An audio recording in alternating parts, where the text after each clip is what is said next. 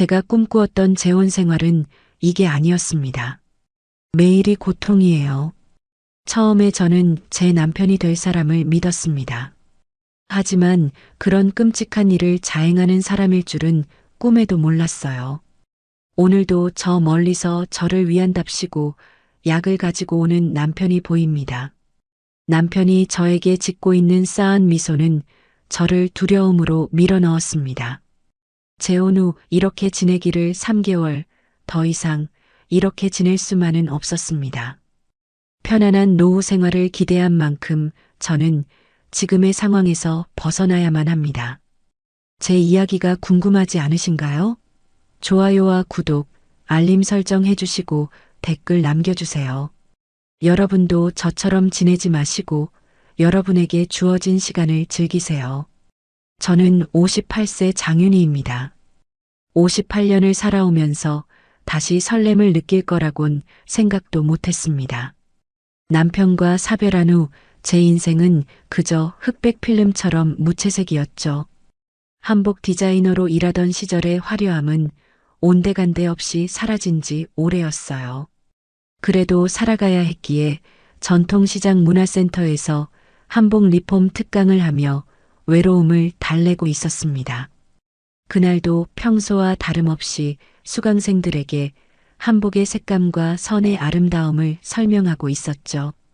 문이 열리고 뒤늦게 들어온 수강생이 있어 고개를 들었는데 그 순간 박도연 회장과 처음 마주쳤습니다.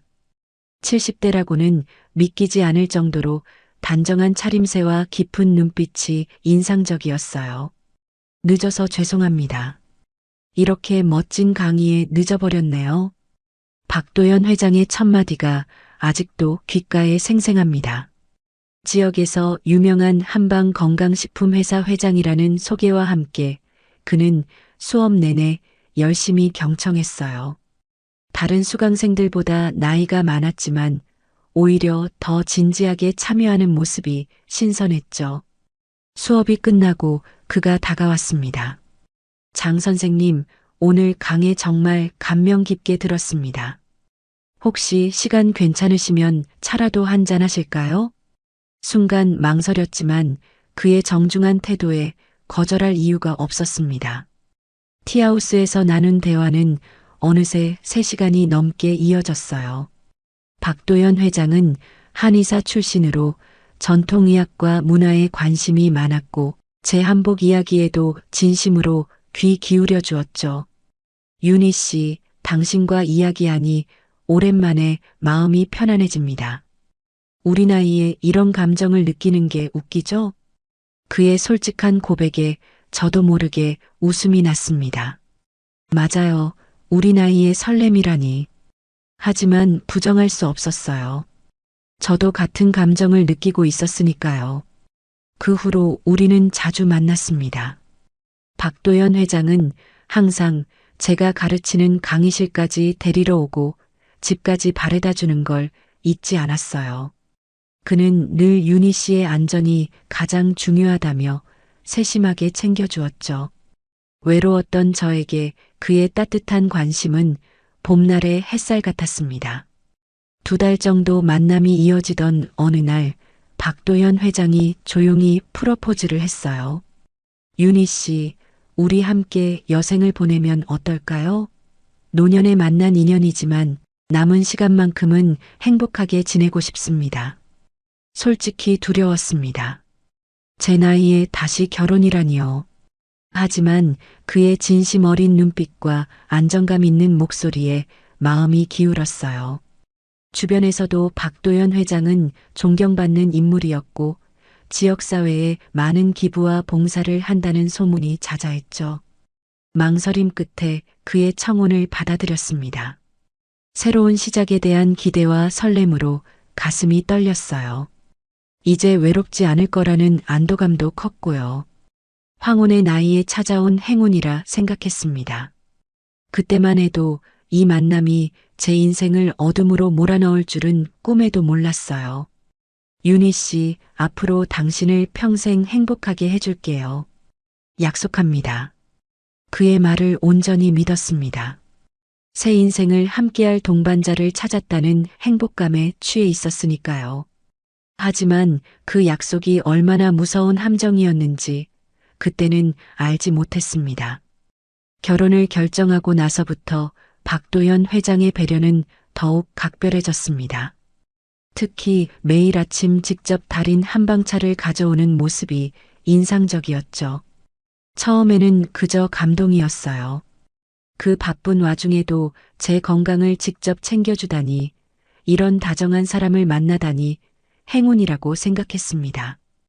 윤희 씨, 이건 마음을 맑게 해주는 차예요. 제가 30년 한의원 할 때부터 연구한 비방이죠. 매일 마시면 건강해질 겁니다. 박도연 회장은 항상 제가 차를 다 마실 때까지 자리를 뜨지 않았어요.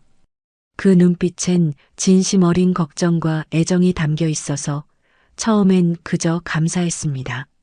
하지만 웬일인지 차를 마신 후에는 몸이 나른해지고 졸음이 오곤 했죠.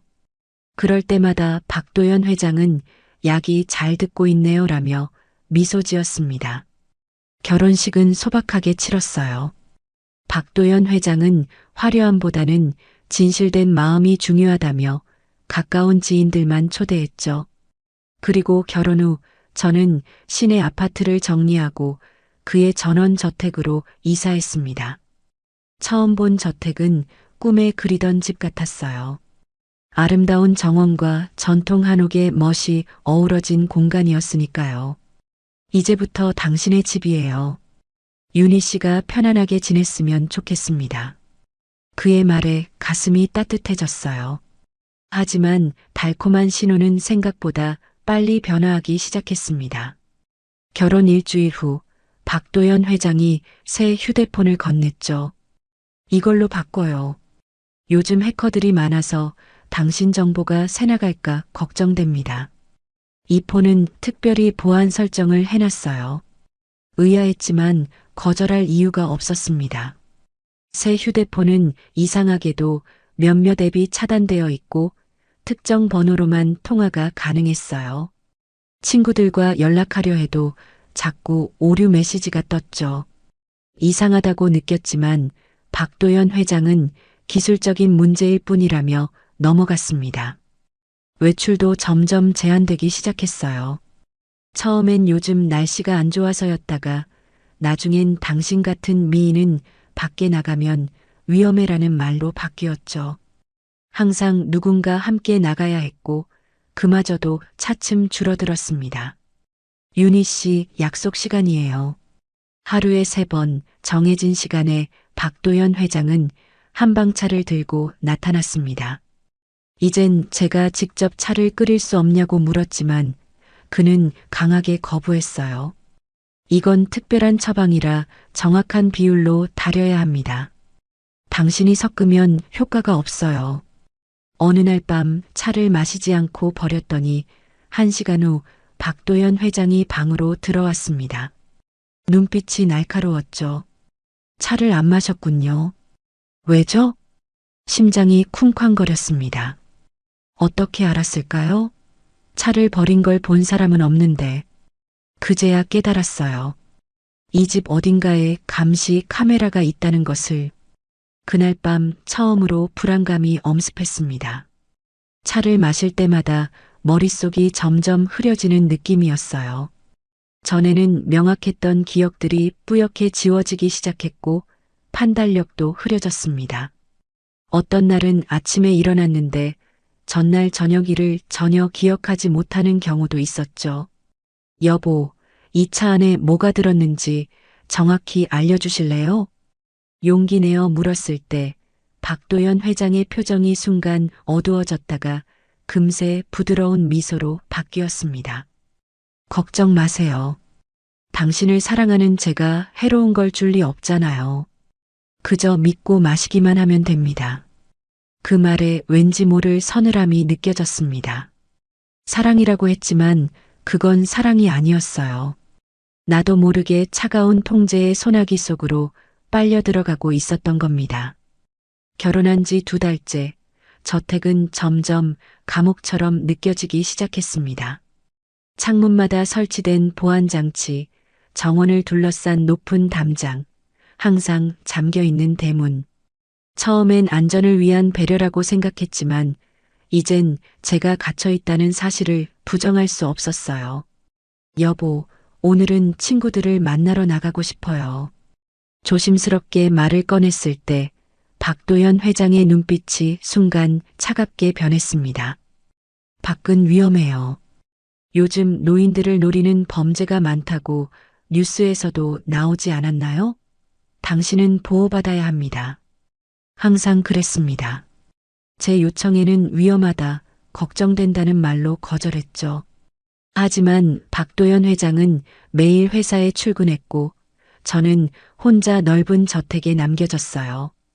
가사 도우미와 경비원들이 있었지만 그들의 눈빛에서도 감시의 기색을 느꼈습니다. 다 당신을 위한 거예요, 윤희 씨.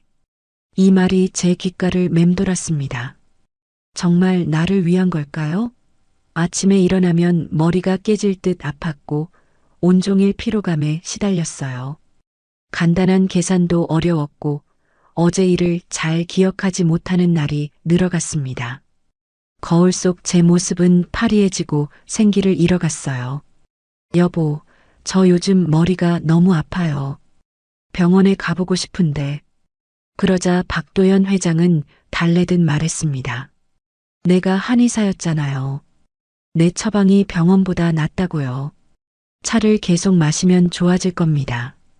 의심이 들었지만 반박할 힘이 없었어요. 정신이 온전치 않았으니까요. 어느 날은 현관문 비밀번호를 입력하려다 완전히 잊어버린 적도 있었습니다. 그때 경비원이 다가와 마님, 다시 안으로 들어가시죠라며 팔을 잡았어요. 탈출하려던 것처럼 느껴졌습니다. 그날 밤 화장실 거울을 보며 생각했어요. 이게 정말 내 모습인가? 잿빛 얼굴에 생기 없는 눈동자, 마른 입술.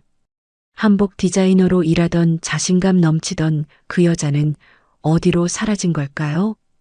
유일한 위안은 조카 세라의 방문이었습니다. 정신과 전공의인 세라는 2달마다 한 번씩 찾아왔어요. 박도연 회장이 유일하게 제재하지 않는 방문객이었죠. 이모, 괜찮아요? 너무 야위셨어요. 세라의 걱정 어린 눈빛이 마음을 아프게 했습니다. 평소처럼 잘 지내고 있어라고 대답하려는데 갑자기 눈물이 왈칵 쏟아졌어요. 제 손은 떨리고 있었고 말은 더듬거렸습니다. 세라야, 나 요즘 이상해. 기억도 잘 안 나고 몸도 마음대로 안 돼. 세라는 놀란 눈으로 저를 바라보았습니다. 그때 박도연 회장이 차를 들고 방에 들어왔어요. 약속 시간이네요. 윤희 씨, 차 드세요. 세라의 앞에서도 어김없이 그는 제가 차를 마시는 것을 지켜봤습니다.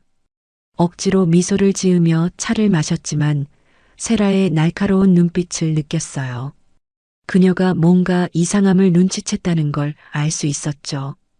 차를 마신 후 세라와의 대화는 흐릿해졌습니다. 무슨 이야기를 했는지, 어떻게 헤어졌는지 기억이 나지 않았어요. 다만 세라가 떠나기 전 귓가에 속삭인 말만 어렴풋이 남아 있었습니다. 이모, 그 차, 다음에 제가 가져갈게요. 걱정 마세요. 정신이 혼미해지면서도 한 가지 확신이 들었습니다. 세라가 뭔가 알아차렸다는 것. 그리고 그것이 제게 유일한 희망의 빛이라는 것을. 그날 밤 창문으로 비치는 달빛을 바라보며 생각했어요. 나는 지금 천천히 죽어가고 있는 건가?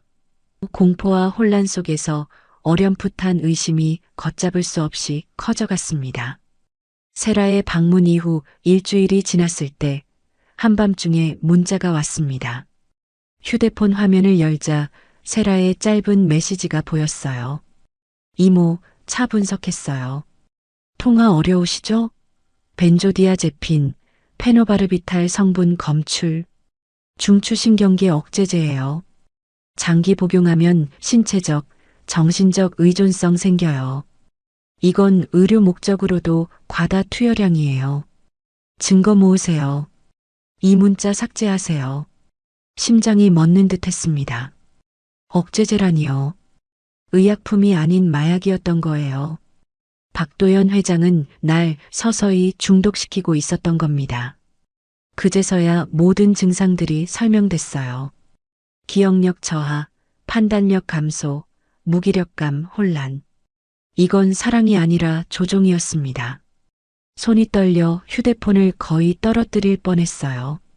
문자를 삭제하고 핸드폰을 제자리에 두었습니다.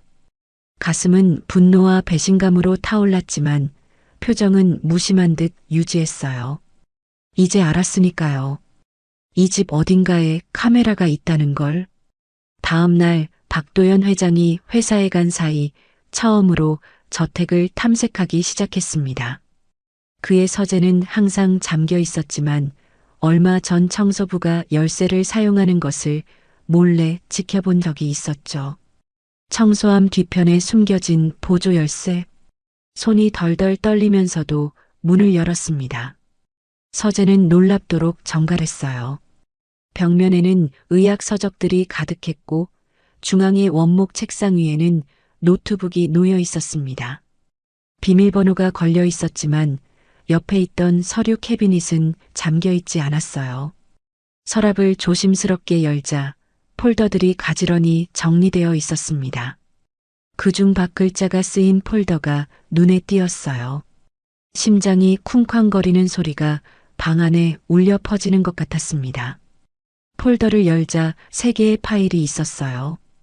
박미선 1995-2001 사망, 박지영 2003-2009 사망, 박수연 2012-2018 사망.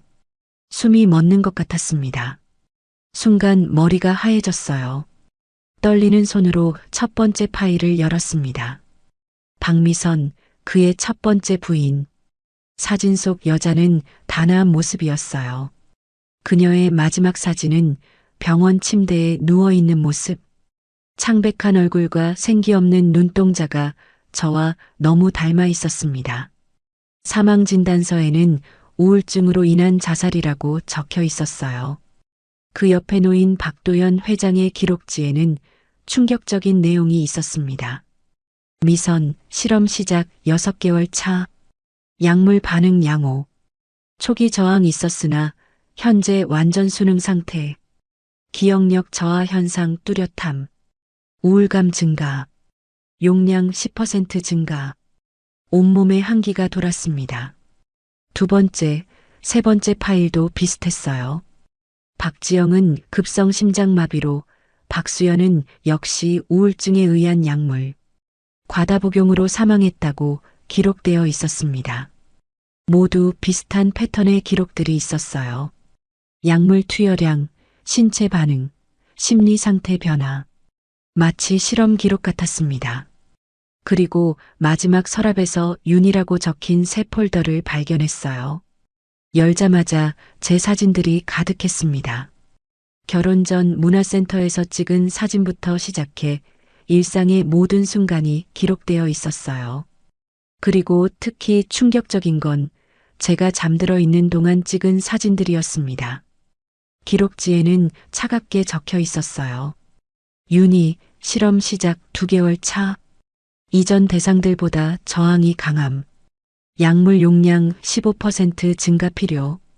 예상 수명 1년 이내. 숨이 막혔습니다. 나는 그의 4번째 희생자가 될 예정이었던 거예요. 사랑이 아니라 잔인한 인체 실험의 대상이었던 겁니다.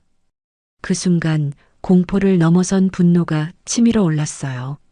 죽지 않겠다는 의지, 살아남아야 한다는 강렬한 위기의식이 온몸을 뒤흔들었습니다. 손이 떨리는 와중에도 휴대폰을 꺼내 주요 페이지를 사진으로 찍었습니다. 세라에게 증거를 보내야 했어요. 마지막 사진을 찍고 서랍을 닫는 순간 현관문이 열리는 소리가 들렸습니다. 박도연 회장이 예상보다 일찍 돌아온 거예요. 심장이 목구멍까지 올라왔습니다. 서재에서 증거를 찾은 후 저는 결단을 내렸습니다. 더 이상 그 차를 마시지 않겠다고요. 죽음으로 이어지는 길을 알면서도 그대로 걸을 순 없었으니까요. 마치 알약을 먹는 척하다 나중에 뱉어내는 영화 속 환자처럼 차를 받아 마시는 척하고 몰래 버리기 시작했어요. 그렇게 이틀이 지났을 때였습니다. 머릿속 안개가 조금씩 걷히는 느낌이 들었어요.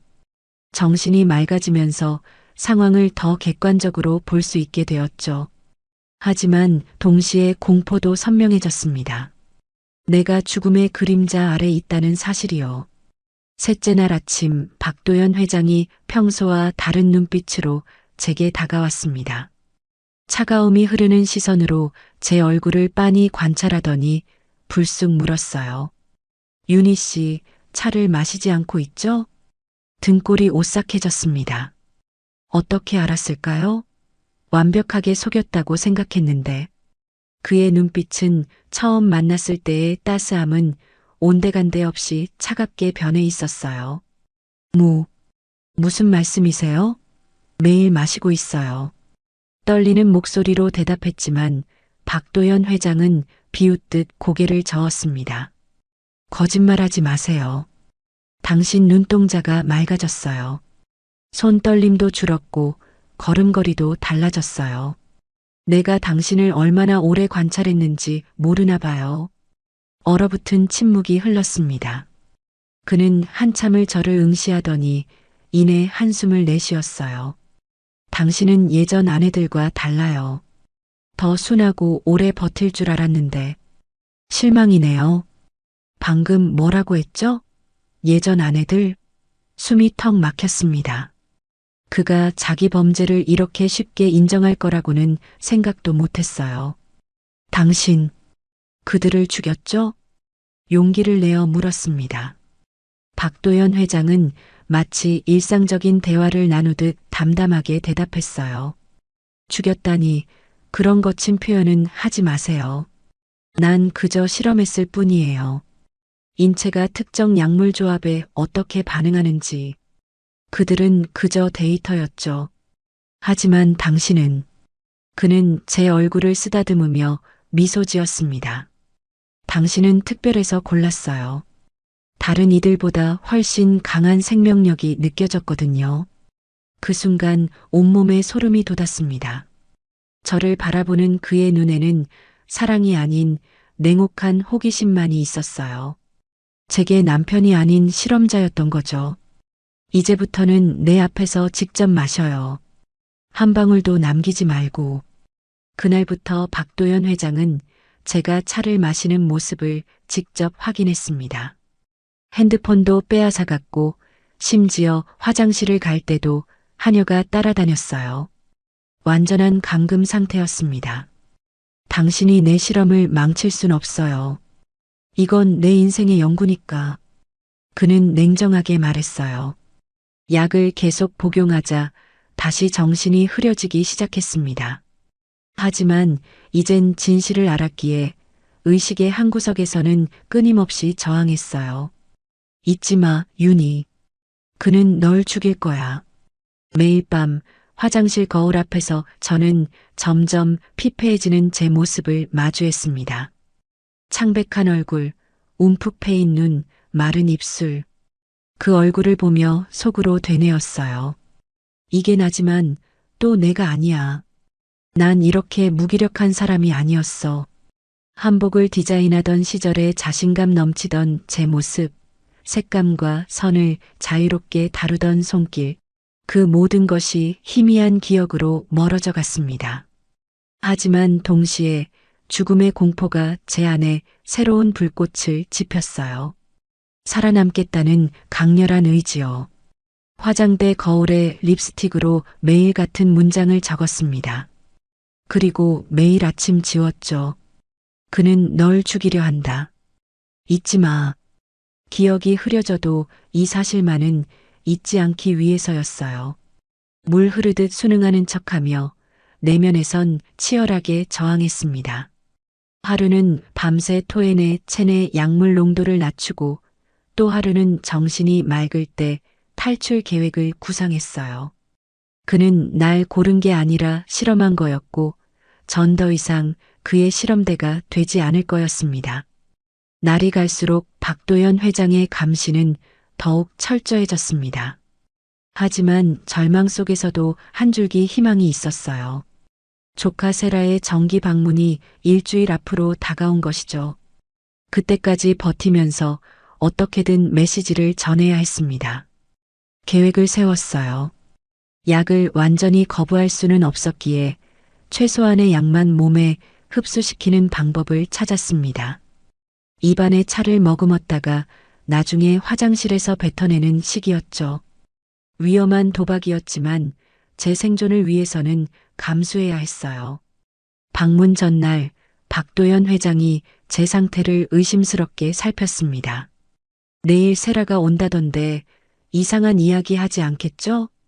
그의 눈빛에는 경고가 담겨 있었어요. 심장이 쿵쾅거렸지만 가장 순종적인 표정을 지었습니다. 무슨 이상한 이야기를 하겠어요? 저는 당신과 함께 행복하게 살고 있잖아요. 거짓말이 입에서 자연스럽게 흘러나왔습니다. 그는 잠시 저를 관찰하더니 고개를 끄덕였어요. 믿은 것 같았습니다. 아니, 정확히는 자신의 약물이 완벽하게 저를 통제하고 있다고 확신했던 거죠. 다음 날 세라가 도착했습니다. 그녀를 보는 순간 눈물이 차올랐지만 억누르고 평소처럼 반갑게 맞이했어요. 박도연 회장은 처음 한 시간 동안 자리를 비우지 않았습니다. 대화의 모든 내용을 감시하려는 듯 했죠. 차 드세요, 윤희 씨. 그가 차를 건네며 말했습니다. 세라의 눈앞에서 차를 마셔야 했어요. 그의 시선을 피할 수 없었기에 한 모금 마신 후 미소 지었습니다. 그제서야 그는 잠시 회사 일이 있어 다녀오겠다며 자리를 비웠어요. 문이 닫히자마자 저는 세라의 손을 꽉 붙잡았습니다. 목소리를 최대한 낮추고 빠르게 말했어요. 세라야, 도와줘. 그 사람, 날 죽이려고 해. 전 부인들도 모두 죽였어. 증거 찍어서 내 휴대폰으로 보냈는데 받았어? 세라는 놀란 눈빛으로 고개를 끄덕였습니다. 그녀의 눈에도 눈물이 고였어요. 이모, 전부 알고 있어요. 그 약물 분석 결과도 나왔고 이모가 보내준 파일들도 확인했어요. 숨기지 마세요, 이모. 다 알아요. 세라의 말에 제 안에 쌓여있던 절망이 무너져 내렸습니다. 누군가 내 상황을 알고 있다는 사실만으로도 큰 위안이 되었어요. 이모, 이건 사랑이 아니에요. 구속이에요. 그리고 범죄예요. 우리가 구해드릴게요. 세라는 조용히 계획을 설명했어요. 이미 경찰과 여성보호센터에 접촉했고 정신의학적 평가와 증거를 바탕으로 구출 계획을 세웠다고요. 하지만 가장 중요한 건 타이밍이었습니다. 다음 주 목요일 박 회장님이 대전으로 출장 간대요. 그때 우리가 이모를 데리러 올 거예요. 그때까지만 버텨요. 그리고 세라가 작은 봉투를 건넸습니다. 이건 약물 해독제예요. 주의해서 복용하세요. 갑자기 정신이 맑아지면 의심받을 수 있으니 조금씩 드세요. 희망이 가슴에 피어올랐습니다. 탈출의 가능성이 현실로 다가온 거예요. 하지만 동시에 두려움도 커졌죠. 계획이 실패하면 어떻게 될지 생각만 해도 끔찍했으니까요. 세라야, 만약 실패하면. 세라는 제 손을 꽉 쥐며 단호하게 말했습니다. 실패 같은 건 없어요. 우리가 반드시 이모를 구할 거예요. 박도연 회장이 돌아오기 전 우리는 평범한 대화를 나누는 척했어요. 그가 들어오자마자 약속된 시간에 맞춰 다시 차를 가져왔습니다. 이번에도 세라 앞에서 마셔야 했지만 이제 제 마음엔 작은 희망의 불씨가 타오르고 있었어요. 세라가 떠난 후 박도연 회장은 평소보다 더 의심스러운 눈빛으로 저를 관찰했습니다. 그의 눈을 마주하며 속으로 다짐했어요. 이제 곧 끝나. 조금만 더 버티자. 정상인 척 연기하는 것은 목숨을 건 도박이었지만 이제 저는 혼자가 아니었습니다. 매일 밤 거울을 보며 작은 약을 먹고 하루하루를 버텼어요. 그리고 계속해서 되뇌었습니다. 목요일만 오면 된다. 자유를 향한 작은 발걸음, 그것이 제게는 살아남을 유일한 희망이었습니다. 목요일이 왔습니다. 해독제를 조금씩 먹으며 버틴 6일간의 지옥 같은 시간이 드디어 끝나는 날이었어요. 아침부터 박도연 회장은 분주하게 출장 준비를 했습니다. 평소와 다름없이 행동하려 애썼지만 가슴은 쿵쾅거렸죠. 오늘 실패하면 두 번째 기회는 없을 테니까요. 잘 다녀오세요, 여보. 미소를 지으며 배웅했습니다. 그는 마지막으로 당부했어요. 오늘 약은 김 여사가 챙겨줄 거예요. 시간 맞춰 꼭 드세요. 고개를 끄덕이며 대답했습니다. 네, 걱정 마세요. 차가 떠나자마자 숨을 깊게 들이마셨어요. 이제 시계를 보며 기다리는 일만 남았습니다. 정확히 30분 후 김 여사가 차를 들고 왔어요. 평소처럼 마신 척하고 화장실에 가서 뱉어냈습니다. 그리고 시계를 확인했어요. 세라가 오기로 한 시간까지 3시간. 그 시간이 3년처럼 느껴졌습니다. 드디어 현관 벨소리가 울렸어요. 단 한 번의 짧은 울림. 약속된 신호였습니다. 김 여사가 문을 열자 세라와 함께 두 명의 여성이 서 있었어요. 안녕하세요. 이모 뵈러 왔어요. 세라가 평소처럼 인사했습니다. 저는 손님을 맞이하러 거실로 나갔어요. 심장이 목구멍까지 차올랐습니다. 세라의 눈빛에서 지금이라는 신호를 읽었어요. 김 여사님, 제가 차 좀 준비할게요. 손님들 편히 앉아 계세요. 김 여사가 주방으로 향하는 순간 세라가 재빨리 가방에서 작은 봉지를 꺼냈습니다. 김 여사의 차 속에 넣는 것을 보았어요. 10분 후 김 여사는 소파에 깊이 잠들어 있었습니다. 이모, 지금이에요. 당장 가야 해요. 떨리는 손으로 미리 챙겨둔 작은 가방을 들고 세라를 따라 나섰습니다. 현관문을 나서는 순간 공기가 달랐어요. 자유의 공기. 마지막으로 그 집을 돌아보았습니다. 3개월간의 악몽 같은 시간이 담긴 감옥이었죠. 차에 타자마자 우리는 쉼터로 향했습니다. 세라가 계속 제 손을 꼭 잡아주었어요. 이제 괜찮아요, 이모. 안전해요. 쉼터에 도착해서야 그동안 참았던 눈물이 터져나왔습니다. 억압된 공포, 분노, 그리고 이제 막 찾아온 안도감이 뒤섞인 눈물이었어요. 세라와 상담사들이 다정하게 저를 안아주었죠. 이틀 후 쉼터에서 저는 모든 증거를 정리했습니다. 서재에서 찍은 사진들, 차에서 발견된 약물 분석 결과, 그리고 제 몸에 남아있는 약물 검사 결과까지. 세라가 신뢰할 수 있는 언론사에 내부 제보를 했어요. 그리고 폭풍이 몰아쳤습니다. 박도연 회장 측은 즉각 반박했어요. 정신 이상 여성의 망상일 뿐이라며 저를 정신병자로 몰아붙였습니다. 심지어 제가 약물 중독자라는 소문까지 퍼뜨렸어요. 제 과거 사진과 왜곡된 정보가 인터넷에 돌아다녔죠. 공포와 두려움이 다시 엄습했습니다. 하지만 이번엔 달랐어요. 저는 더 이상 혼자가 아니었으니까요. 세라와 여성단체, 의료 전문가들이 제 옆에 서주었습니다. 이모, 실명으로 나서면 위험할 수도 있어요. 익명으로 진행해도 돼요.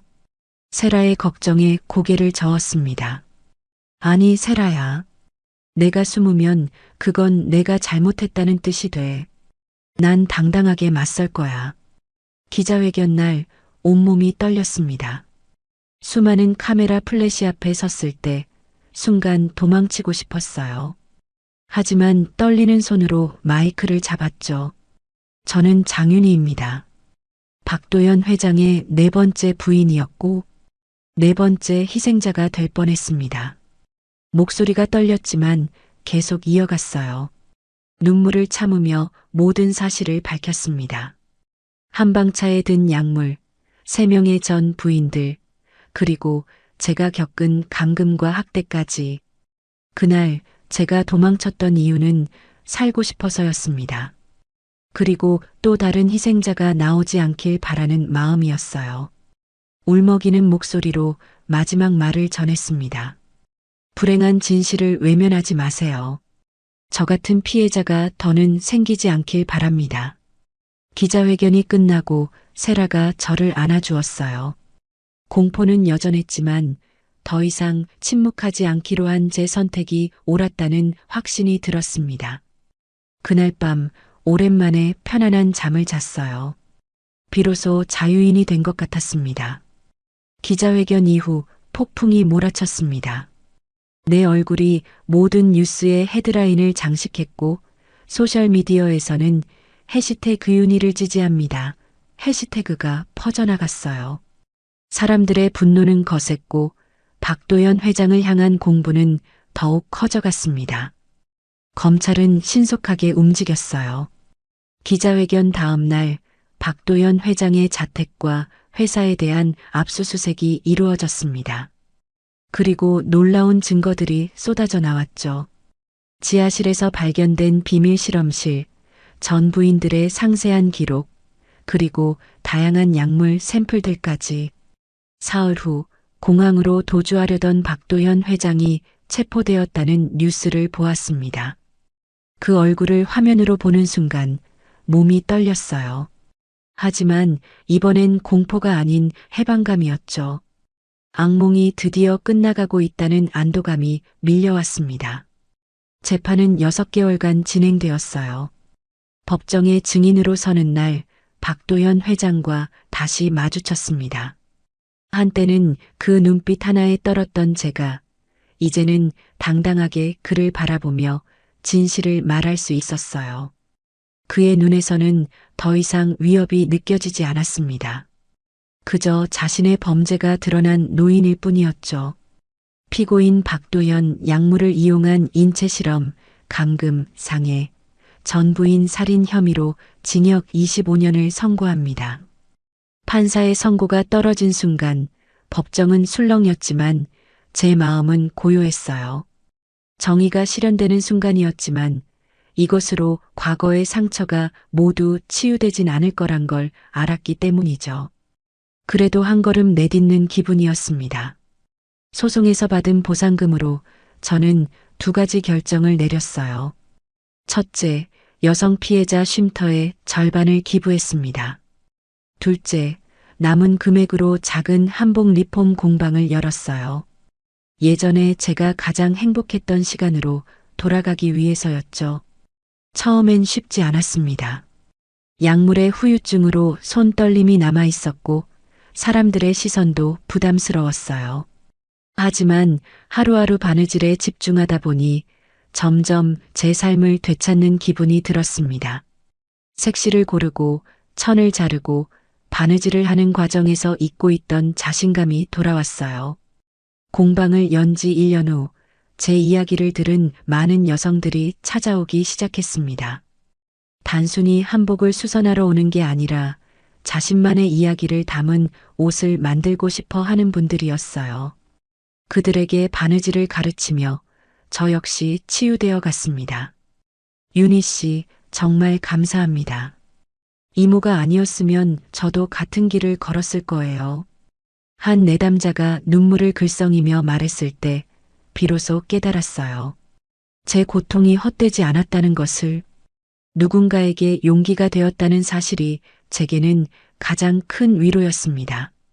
누구도 당신의 삶을 대신 정할 수 없어요. 당신이 주인공이니까요. 이제 제 모토가 된 말입니다. 공방 벽에도 크게 붙여놓았죠. 오늘도 창호지 문으로 햇살이 스며드는 아침, 공방에 첫 손님이 찾아왔습니다. 결혼식을 앞둔 젊은 신부였어요. 고운 한복을 입고 싶다며 수줍게 미소 짓는 그녀에게 다가갔습니다. 어떤 한복을 원하세요? 그녀는 잡지를 펼쳐 화려한 전통 홀레복을 가리켰어요. 그 모습을 보며 문득 제 과거가 떠올랐습니다. 한때 저도 그런 기대에 부풀었었죠. 하지만 이제 저는 더 현명해졌습니다. 아름다운 선택이에요. 하지만 한 가지 권해드릴게요. 이 옷이 정말 당신을 위한 옷인지 생각해 보세요. 다른 사람이 아닌 진짜 당신을 위한 옷을. 그녀가 고개를 갸웃거리자 제 작업대에서 다른 디자인을 꺼내 보여주었습니다. 전통과 현대가 조화롭게 어우러진 활동하기 편하면서도 우아한 한복이었어요. 이 옷은 지금의 나를 위한 거예요. 내가 누구인지 보여주고 내가 어떻게 살고 싶은지 말해주는 옷이죠. 창밖에서 봄바람이 불어왔습니다. 황혼에 찾아온 두 번째 봄. 이제 제 인생은 제가 그려나갈 차례였어요. 더 이상 누구의 실험 대상도 피해자도 아닌 당당한 주인공으로서